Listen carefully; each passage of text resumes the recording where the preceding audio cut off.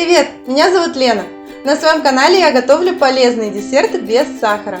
Сегодня я покажу вам, как приготовить медовые пирожные с сочной маковой начинкой.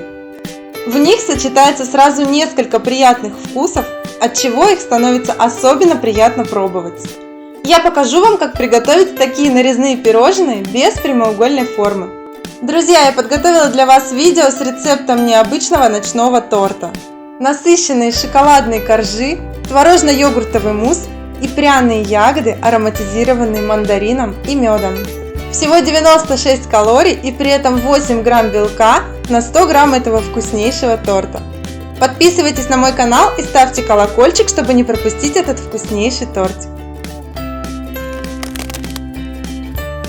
Для карамельного вкуса нам понадобится обжаренное сухое молоко. В антипригарной посуде при постоянном помешивании обжариваем его до вот такого карамельного цвета. Сухое молоко всегда комкуется, это нормально. Я стараюсь в процессе обжаривания вот такими движениями разбивать комочки лопаткой, чтобы цвет был более равномерный. Пересыпаем сухое молоко в блендер и измельчаем до однородности. Вот такой порошок без комочков должен получиться. В этом рецепте нам понадобится 90 грамм обжаренного сухого молока, но я обжариваю обычно побольше и храню его в таком виде для других карамельных десертов. Для коржей нам понадобится 100 грамм муки. У меня это сочетание кукурузной и муки из зеленой гречки. Можно выбрать и другие виды муки на ваш вкус. Кто не пробовал муку из зеленой гречки, очень рекомендую. Она прекрасно ведет себя в выпечке и, вопреки ожиданиям, совсем не имеет привкуса гречки. Добавляем сюда 50 грамм обжаренного сухого молока и 30 грамм протеина. Пропорции этих ингредиентов могут быть разные, суммарно их должно быть 80 грамм. 5 грамм соды и 1 грамм соли. Тщательно размешиваем сухие ингредиенты. Все готово. В отдельной чаше соединяем 3 белка, по весу у меня 110 грамм. Сюда же добавляем 200 грамм кефира или жидкого йогурта и 60 грамм меда. Тщательно размешиваем. Можно также добавить сюда немного подсластителя, особенно если у вас кислый по вкусу кефир. Соединяем жидкие и сухие ингредиенты и тщательно размешиваем. Сначала такое тесто покажется слишком густым, но постепенно сухое молоко растворяется и тесто становится более мягким и гладким. Вот такая консистенция должна получиться. Перекладываем тесто на противень, застеленный антипригарным ковриком. По размеру я выкладываю примерно 30 на 50 сантиметров. Если вы готовите пирожные под определенную коробку или подложку, а также если у вас есть прямоугольная форма для сборки, то, конечно, замерьте свои параметры точно. Но выкладывайте тесто с небольшим запасом, так как мы будем подрезать корж, чтобы выровнять его. Аккуратно распределяем слоем примерно 1 см и отправляем выпекаться в духовку, разогретую до 180 градусов Цельсия на 20 минут. Готовность коржа проверяем зубочисткой. С помощью линейки срезаем края.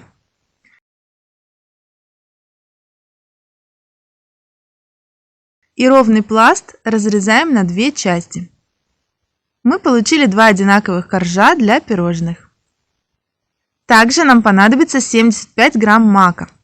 Он изначально очень сухой и бывает грязным, поэтому замачиваем мак в кипятке на 1 час.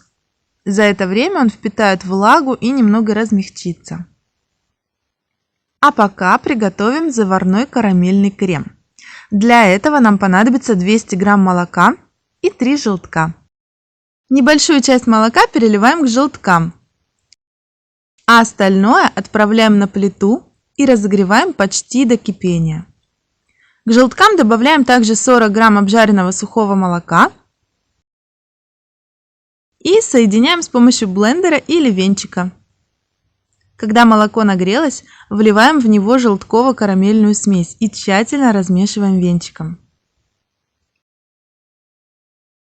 Теперь этот крем нужно немного поварить на среднем огне при постоянном помешивании. Вот такая консистенция должна получиться в горячем виде. Можно также свериться по весу. После уваривания крема получилось 250 грамм. Добавляем в него 5 грамм подсластителя и размешиваем. Крем готов. Он еще немного загустеет при охлаждении. Его нельзя оставлять открытым, поэтому перекладываем его в чашу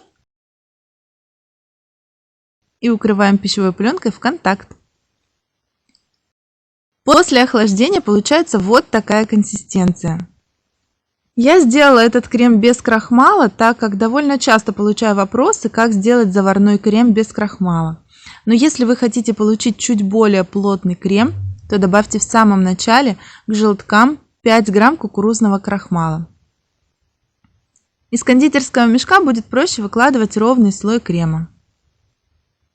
Тем временем мак уже настоялся. Смотрите, водичка довольно мутная, поэтому очень желательно мак всегда промывать. Выкладываем его на сито и сливаем всю воду.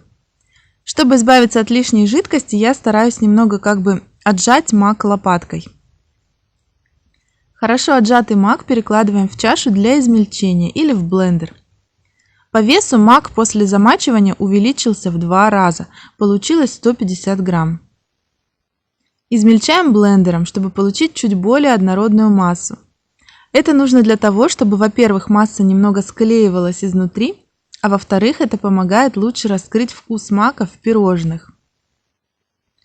Примерно вот так должно получиться. И сюда же добавляем немного сиропа или меда. Может понадобиться от 20 до 40 грамм сиропа в зависимости от степени замоченности вашего мака. Это тоже помогает немного склеить массу в единое целое. Вместо сиропа можно добавить воду с подсластителем, но ее понадобится меньше. Смотрите по консистенции. Вот такая мягкая, склеенная масса должна получиться. Перед сборкой подготовим уже остывшие коржи. Нужно срезать верхушку максимально ровно. Для этого используем длинный широкий нож. Таким образом мы получим ровный корж, который к тому же хорошо будет поддаваться пропитке. Со вторым коржом поступаем точно так же. Все готово. Приступаем к сборке. Выкладываем первый корж. Коржи здесь нужно пропитывать. Они сами по себе, в общем-то, не сухие, но чтобы пирожное было мягкое и по консистенции как единое целое, обязательно пропитываем. У меня в качестве пропитки кофе. Это отдельный вкусовой акцент. Вы можете использовать другую пропитку по вкусу. Кофе также можно подсластить медом или подсластителем, если считаете нужным. Отталкивайтесь от степени сладости вашего коржа. На каждый корж размером 13,5 на 42 см понадобится 25 грамм пропитки. Распределяем маковую начинку. Просто разглаживаем с помощью лопатки. Конечно, в идеале очень хорошо иметь прямоугольную форму. Это сильно упростит процесс распределения слоев. Но я вам покажу, что даже если у вас такой формы нет, вы тоже можете сделать нарезные пирожные. Маковая прослойка очень легко распределяется и выравнивается. Единственное, нужно постараться аккуратно выровнять края. В этом мне очень помогает силиконовая лопатка. Когда процесс выравнивания закончен, выкладываем слой крема из кондитерского мешка. Здесь крем сразу распределяется ровным слоем. Остается только разгладить поверхность и подровнять края. Все готово. Выравниваем шпателем поверхность. И бока тоже немного выравниваем. Когда слой крема достаточно ровный, выкладываем корж. И также хорошо пропитываем, также 25 грамм. Хорошо пропитайте края и углы. Укрываем пищевой пленкой, хорошо подгибаем края, герметично укрыв все боковые поверхности. И отправляем пирожные в холодильник как минимум на 4 часа. Приготовим глазурь для покрытия пирожных. 50 грамм нагретого молока, его температура примерно 60-80 градусов Цельсия. Добавляем 50 грамм горького шоколада без сахара и тщательно перемешиваем. Добиваемся однородности. Все, глазурь готова. Распаковываем нашу заготовку и аккуратно покрываем глазурью. Не спешите выливать сразу всю, чтобы она не стекала вниз. Такая глазурь загустевает на холодном корже и становится менее текучей. И мы можем спокойно распределить ее, пока она еще жидкая. Выравниваем шпателем и нарезаем большим ножом на ровные пирожные. У меня это будут вот такие тонкие кусочки, но можно еще каждую разделить пополам, как вам больше нравится. В качестве декора у меня просто миндальные лепестки. Выкладываю их на каждое пирожное. И все готово. Вот такие аппетитные получились пирожные. Мягкие, нежные и необычные. Сладкие медовые коржи с кофейной горчинкой. Сочная маковая начинка. Мягкий заварной карамельный крем.